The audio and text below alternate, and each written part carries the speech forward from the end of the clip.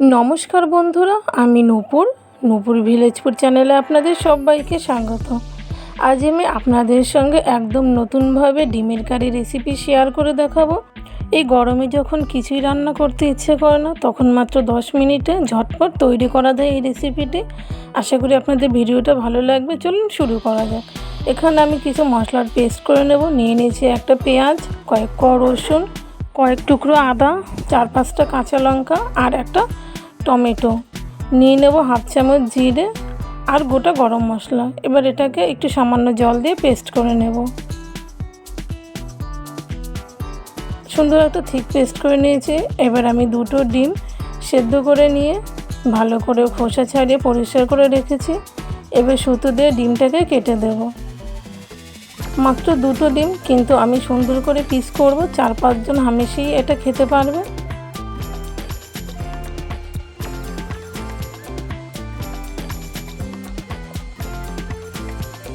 খুব সুন্দর করে পিস করে নিয়েছি। একটা ডিমের আমি কুসুমটাকে আলাদা করে নেব, আর একটা ডিমের কুসুমটা ভিতরেই থাকবে।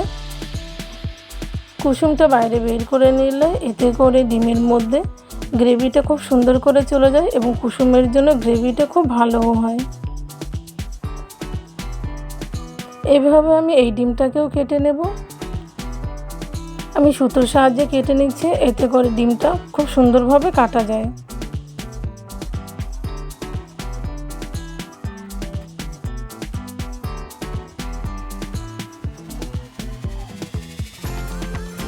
এই ডিমটাকে আমি খুব সুন্দর করে কেটে নিয়েছি।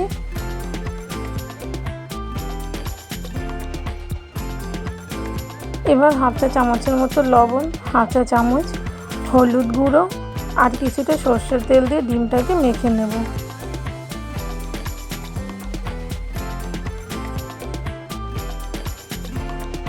খুব সুন্দর করে ডিমগুলোকে আমি মাখিয়ে নিয়েছি।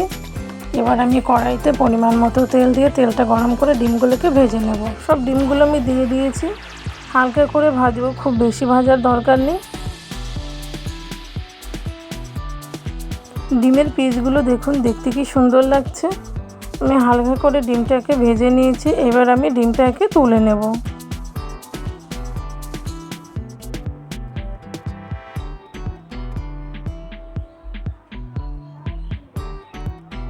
ডিমগুলোকে তুলে নিয়ে ওই একই কড়াইতে আমি দিয়ে দিলাম একটা তেজপাতা ফোড়ন, দেব সামান্য একটু জিরে ফোড়ন। জিরেটাকে হালকা করে ভেজে নিচ্ছি। এবার পেস্ট করে রাখা মশলাটা দিয়ে দেব। দিয়ে দিলাম 1 চামচ শুকনো লঙ্কা গুঁড়ো, পরিমাণ মতো হলুদ আর পরিমাণ মতো লবণ। এবার মশলাটাকে খুব সুন্দর করে কষিয়ে নেব। মশলাটা কষতেই একটু সময় লাগবে। গ্রেভি দেওয়ার পরে মাত্র 4 থেকে 5 মিনিট মতো লাগবে এই রান্নাটায়। একদমই খুব কম সময় লাগবে। মশলাটা খুব সুন্দর করে কষিয়ে নিয়ে এবার আমি দিয়ে দেবো পরিমাণ মতো জল। যেহেতু আমি এক কারিটা একটু শুকনো শুকনো করব, তাই জলের পরিমাণটা খুবই কম দিলাম।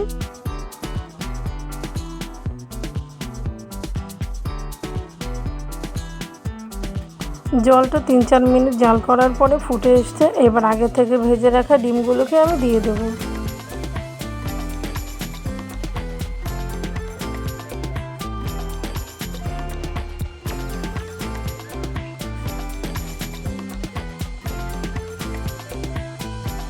ডিমটাকে মাত্র 7-8 মিনিট ফুটিয়ে নেওয়ার পর দেখুন কত সুন্দর ঝোল কমে এসছে এবং আমার এক কারি রান্নাটাও হয়ে গেছে। আমি যেহেতু আগে থেকে গরম মশলা দিয়েছিলাম, তাই আর গরম মশলা দেবো না।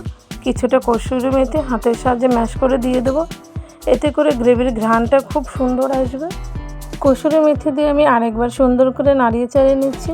দেখলেন তো বন্ধুরা, কত কম সময়ে খুব সুন্দরভাবে এক কারি রেসিপিটা আমার তৈরি হয়ে গেছে। এই গরমে ঝুট ঝামেলা ছাড়াই এইভাবে আপনারাও বাড়িতে একবার এক কারি রেসিপি করে দেখবেন, দারুণ লাগে।